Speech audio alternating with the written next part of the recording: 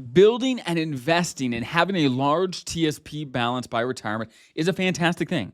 But if you can't get the money out of the TSP in retirement when you actually are going to use those dollars without getting killed in taxes, then it doesn't matter that much. So having a strategy to save as much in tax as possible as you're taking withdrawals and how you're investing in retirement is critical for federal employees just like you to make sure you get the most out of all the money you've worked so hard to save. And there's one strategy that basically no feds know about simply because the TSP doesn't allow it.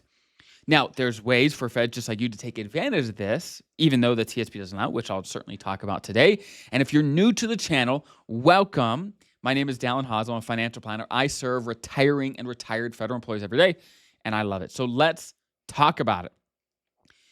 What we're talking about today can get messy pretty quick. So let me just share an example of exactly what I'm talking about.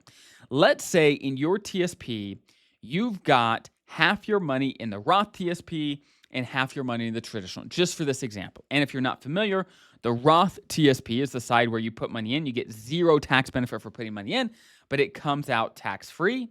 The traditional is opposite. You get some tax benefit here at the beginning, but when the money comes out, you pay taxes on everything you put in plus all the growth, right? That's how it works. So let's say you've got a total of $1 million in the TSP, and let's say you've got half your money in the Roth, so $500K in the Roth and $500K in the traditional. All right, let's just say for this example.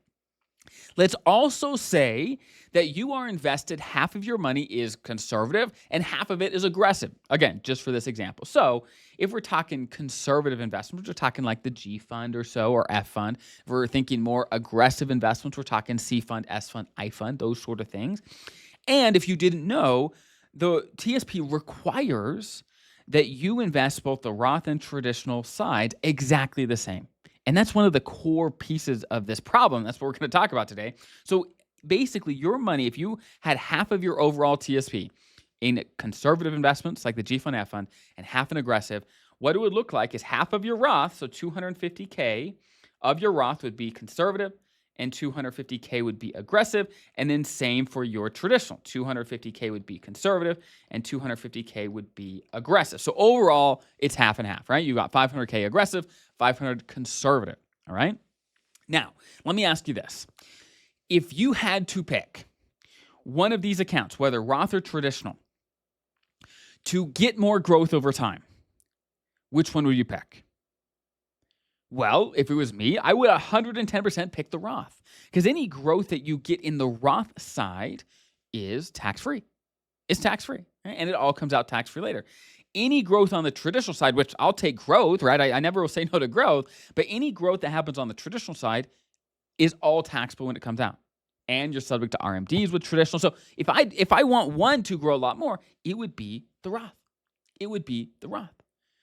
So for most people, what's one strategy that works incredibly well is, well, what if instead of just doing your basically half of your Roth conservative and half of the aggressive, and same for your traditional, what if we can switch it so that 100% of your Roth is aggressive and 100% of your traditional is conservative?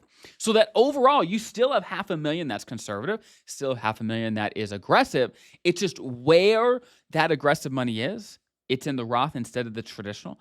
Where that money is, that is what makes the difference. And I've crunched these numbers a ton of times.